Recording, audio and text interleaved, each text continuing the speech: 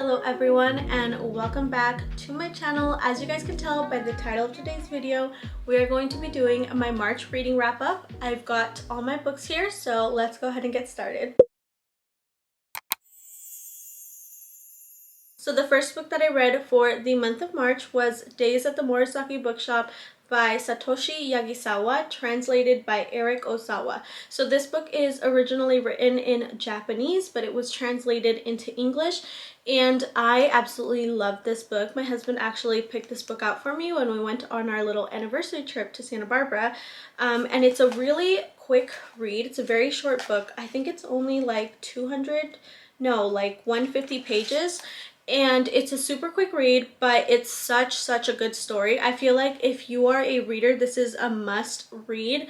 It's so cozy and you just like, you fall in love with it because it takes place in Japan in the town of Jimbocho, which is a little like used bookstore town that's in Japan, and this is like actually a real place, which is so cool. And so there's lots of different little used bookstores that are specific to certain things, and it's just so cute the way that everything is described.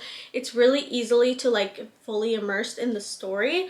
But this book is about this woman who is dating someone, and one day he comes and he's like, so I'm gonna marry her, and she's like, who is her? Like, who is she? What are you talking about? And I guess she was actually the other woman. So basically her life is not the way that she is hoping that it would have been by the time I think she's like in her 30s. So she goes to live with her uncle at the used bookstore in Jimbocho. Sorry, I don't know if I'm saying all these words correctly, but she goes to live with her uncle, and he owns a used bookstore, and she stays there because they have a room like at the top, and so she works for him. She stays there, and like a few years pass throughout like the story, but it's such a good story. It was kind of like about like finding yourself and finding a love of books, and it was just so good. I'm gonna read the back to you guys because I feel like it's been a while since I read it, so I'm not like fully remembering everything, but this is like, if you are gonna pick any of these books, I feel like this is the one that you should pick up. Wise and charming international bestseller and hit Japanese movie about a young woman who loses everything but finds herself. A tale of new beginnings, romantic and family relationships, and the comfort that can be found in books.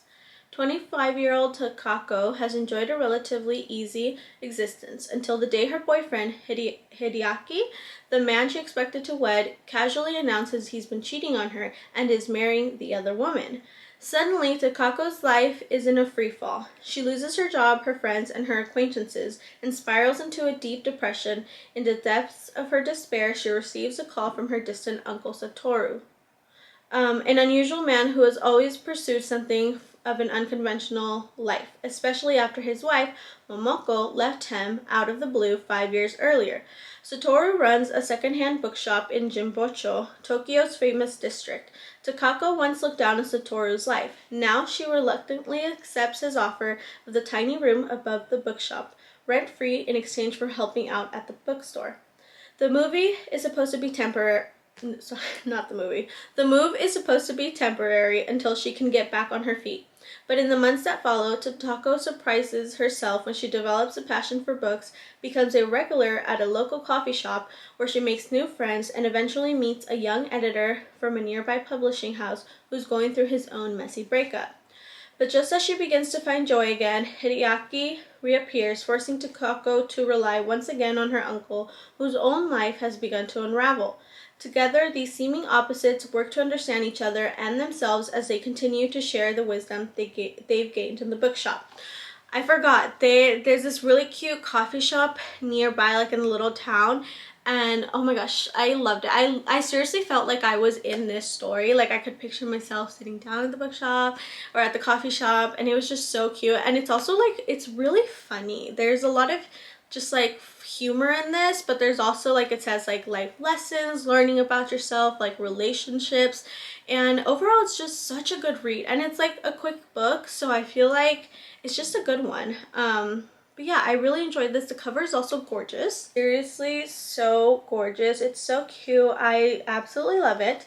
If you go on Google, which I did, of course, and you look at the Booktown, you can see there's lots of bookstores like this. Like they'll pull out like little shelves or like bins full of like used books, and it's just like so cool because they like have them outside, and it's so cool. If I could go visit Japan, I would want to go visit this place. Japan is like a dream place to visit, and that would be so cool to go there. But yeah, this was such a good book, and this was honestly, I feel like this was a 6 out of 5 star read for me because it just gave me all the vibes. If you're a reader, this I feel like is a must read. But that was the first book that I read for the month of March. So the next book that I read for March was One of Us is Dead by Geneva Rhodes. This is the author of The Perfect Marriage. I read that book and I absolutely loved it. This book was so good. It was very much like Desperate Housewives, Pretty Little Liars, Real Housewives of Atlanta / Beverly Hills, and like a splash of Mean Girls. It's a murder mystery. From the beginning, you know that someone in this book has died, and they're doing kind of like a flashback. Most of the book is a flashback, but you're like actually in present tense or present in the present. And the main character, there's lots of characters, but the main character is talking to this detective, and they're trying to figure out who like died, and not who died. They're trying to figure out why this person died and who did it. But it's such an interesting book. It's so like quick and fast paced, which is why I loved it. But if you're a fan of any of those things, I highly recommend it. It's pretty much like all of those things mixed together. It follows a group of like rich women in this town. Like one of them is like a hairstylist. Another one is just like, most of them are like rich housewives. One of them I think is like a realtor. And then another one, her husband's like a politician. So that one actually, her husband divorces her and he marries a younger woman, and she also joins the group as well. But it's such a good book. There's lots of like crazy like twists in it, but I really enjoyed it, and I feel like if you love a murder mystery book, you would really like this one too. And I gave that one a 5 out of 5. But yeah, that was the second book that I read. The next book that I read was Ruthless Vows by Rebecca Ross. You guys know that I read her first book, which was Divine Rivals. This is the second book, so it's a little duology, and it's romantasy. And you guys know that I absolutely love Divine Rivals. It was like a 5 out of 5 star read for me, but honestly, thinking back on it now, I would give it a 6 out of 5 stars. Like, it was just that good. It was such a beautiful story. And I am glad that I read this one because it, you know, is the second part of the story, so it's the end, so you get like closure. But I actually didn't enjoy this one as much as I enjoyed the first one, and it was still really good, but I just feel like they did a little bit more, not necessarily world building, but well, yeah, kind of. They added like more characters, or they went in depth a little bit more on certain characters in this book, but not that much, so it all felt kind of like a little rushed. But I still did like it, and I think that if you read Divine Rivals, or if you're wanting to read Divine Rivals, I think that you should read this one as well once you're done with the first one, just so you can see how the story ends, because the first one does leave you on a cliffhanger, and you pretty much have to read this one to find out what's gonna happen to the character that something happens to in the first book. So I do think you still should read this one, and I did still like it, but I think I rated this one a 3 out of 5 stars. It was good, but it wasn't as like, oh my gosh, beautiful, like wow, that was such a good story, like feeling as I got with the first one. So I'm gonna give it a 3 out of 5 stars, but I do think it was still a good book, and I did still enjoy reading this one. Next book that I read was War D by Freida McFadden. This was actually my second Freida McFadden book. The first one that I read was The Teacher, and that was a good one. Like I said, I think I read that one last month, yeah. And I said that that one was really good, but it was kind of wild and crazy. This next one was also like kind of wild, but it wasn't as wild as The Teacher. The Teacher was just like, I don't know, it was something. But this next one was good, but it wasn't like, I don't know, I feel like it was kind of, I don't know if the word would be cheesy, but I just don't think it was that great. I did end up giving it a 4 out of 5 stars though, because I love a good like psychological thriller, and that is what Freida McFadden does, and she does a pretty good job of it. I do like that her books are very fast paced, like the chapters are really short, so it's easy to just like want to keep reading and just do like just one more chapter, and then you stay up and read like freaking 5 more chapters. But this story is about this girl who, you know what, I'm just gonna read it to you guys because I kind of forgot. Medical student Amy Brenner is spending the night on a locked psychiatric ward. Amy has been dreading her evening working on Ward D, the hospital's inpatient mental health unit. There are very specific reasons why she never wanted to do this required overnight rotation, reasons nobody can ever find out. And as the hours tick by, Amy grows increasingly convinced something terrible is happening within these tightly secured walls. When patients and staff start to vanish without a trace, it becomes clear that everyone on the unit is in grave danger. Amy's worst nightmare was spending the night on Ward D, and now she might not make it out. I think that's what it says. I'm trying to press read more, and I don't know. I'm guessing that's how that sentence ended. But yeah, this book was like fun because it puts you in that mindset of like, oh my gosh, what would I do? Like, imagine if I was stuck on like a psychiatric ward. Like, oh my gosh, creepy. But it wasn't that good. I feel like it was kind of boring a little bit, but it was still like good, if that makes sense. So I think that's why I gave it a 4 out of 5 stars. But maybe I should go back down to a 3 stars because I feel like it wasn't that memorable. Like, I remember, but I just don't want to say much because I don't want to give things away. I feel like with those types of books, you have to go into it a little bit blind so that you're not like, you know what happens and then you're like, oh, I saw that coming, because even then sometimes you can still see things coming. So it's fun when you're surprised and you actually get a little bit of a like surprise plot twist. So I would still recommend Ward D. I feel like if you're a fan of thriller books, nothing like too crazy, I feel like you would like that one. It was okay, but it just wasn't amazing. So 3 out of 5 stars. And the next book that I read was You're That BITCH and Other Cute Lessons About Being Unapologetically Yourself by Bretman Rock. This book was so freaking good. I'm honestly kind of, well, I'm not surprised because like everything he does, he's like amazing, but it was really good. I read a few other like is that what they're called? Autobiographies? Yeah. I've read a couple other ones, like I read Prince Harry and someone else's, but I can't even remember whose. But this honestly was my favorite one because Bretman is so freaking hilarious, but he's also very like honest with what he says. Like he just like says what he's thinking, and I freaking love that because I'm kind of like that too. And I mean, I watch Bretman Rock, so it's like I'm a little biased here, but I super highly recommend his book. It was just so good because it was his life story, but it wasn't just like him being like, oh, this is me, this is what happened to me, this is how like I got to where I am now. He's like, this is how I got to where I am now, and then here's a few extra tips, and I want you to be the best that you can be, and I want you to love yourself as well, and here's some tips that I used to learn how to love myself. Like, it's just so freaking good.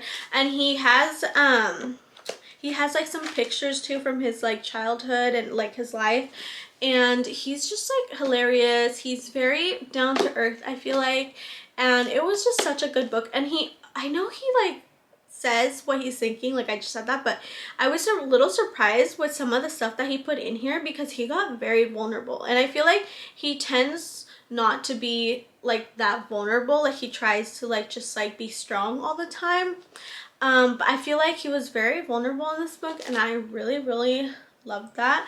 But yeah, this was just such a good book. Also, I highly recommend listening to the audio.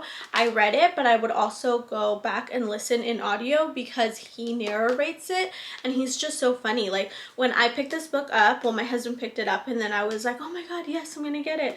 I read the back, which I'll read to you guys in a second, and the entire time I could hear him in my head because you just know how, if you know Bretman Rock, you know how he talks, and it was just so funny because I was like, dude, I can literally hear him in my head. So then when I found out that the audiobook was narrated by him, I was like, dude, this is literally what I was hearing. So it's super good. I highly recommend. I'm gonna read the back to you guys. The full Bretman is not only what the internet sees. There are so many different sides to me. These essays are about not fitting in, but about learning how to not give a FUX. How to exude effortless confidence and win people over with charm and humor. Being authentic and original and turning your fantasies into reality the Bretman Rock way. I picked You're That BITCH for my title because it meant a lot of different things to me. Obviously, it's very subjective, like, what is a BITCH? That's open to interpretation, BITCH. But ultimately, I think being that BITCH is when you get to the point in your life when you genuinely feel like you understand yourself. And even though it seems like every story in this book is about me all the time, and I'm not gonna lie, it is, this is about you too. I used your on purpose. By the end, I hope you will see yourself. I want you to learn how to stop and smell the flowers and realize, wow, I am that BITCH too. Bretman. So I didn't read it the way that I pictured his, voice sound in my head because I didn't want to say the actual words. I do say those words, but I don't know if I'm allowed to on YouTube, so I'm not going to do it. But yeah, like I said, this book was a 5 out of 5 and I very much recommend. The next book that I read for the month of March was Heartstopper Volume 4. You guys know I love Heartstopper. It is the cutest, absolutely little love story ever. This volume though was very heavy. I feel like it was a little darker than the other ones because in this one, poor Charlie, he struggles a lot with his like eating disorder and like depression and just stuff like that, but he does go somewhere to get help, so like, it's still positive, but it just focuses a lot on that, and it's just so sad to see him hurting and feeling sad, but Nick was there for him the entire time, so it was just really lovely to see how cute and adorable they are together and how much they care for each other. So I gave Heartstopper, of course, a 5 out of 5. And the next book that I read was That Time I Got Drunk and Saved a Demon. Now, listen here. I know this is a little bit of a weird book, or not like a normal book that most people will read, but this book was freaking good. It was super witty. It was smutty. I don't think it was like crazy smutty, but it was pretty smutty, and it's like romantasy and it's like cottage core vibes, and I freaking loved it. It's also a black author and like POC representation on the front. Like I freaking love that. The cover is so beautiful, it's so cute, and I already have the second one because I love these books now. But I saw these at the library. I do have to pick up the third one once I finish the second one. I'll see if they have it at my library. If not, I'm gonna get it on Libby or I'm gonna buy it because I need to read the whole series. But this book is so freaking good. It's about this girl named Cinnamon. She is like a spice farmer, or like they do like cinnamon and like other things.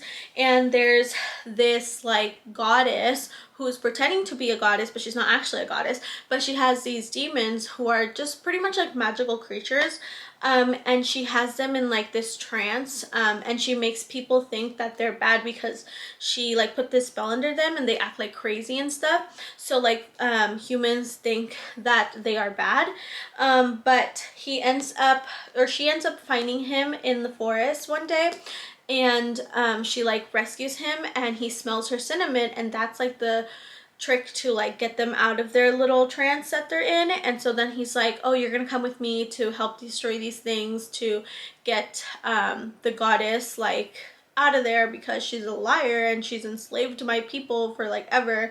So yeah, and then he is like a dragon, and he is super cool, and she's pretty bad ASS too, but this book was so good. It's so witty and I love it. Let me read the back to you. So it says, Spice Trader Cinnamon's quiet life is turned upside down when she ends up on a quest with the fiery demon in this irreverently quirky rom-com fantasy that is sweet, steamy, and funny as hell. All she wanted to do was live her life in peace, maybe get a cat, expand the family spice farm. Really, anything that didn't involve going on an adventure where an orc might rip her face off. But they say the goddess has favorites, and if so, Sin is clearly not one of them. After Sin, in a wine-drunk stupor, saves the demon Fallon, he reveals that all he really wants to do is kill an evil witch enslaving his people. And who can blame him? But now he's dragging Cinnamon along for the ride, whether she likes it or not. On the bright side, at least he keeps burning off his shirt. But yeah, like I said, this book has some smut in it, but it's also very witty, and it's just so freaking funny, and I honestly didn't think I was gonna love it as much as I did, but I absolutely loved it. 6 out of freaking 5 stars. It was so good, and I super highly recommend. And those were all the books that I read for the month of March. I hope you guys enjoyed this video. As always, don't forget to leave a comment, like, and subscribe. Let me know if you are going to check any of these books out, or if you have already read any of these, and let me know which one you read and what your thoughts were. As always, I hope you have a beautiful, magical, and wonderful day, and I'll see you guys next time. Bye!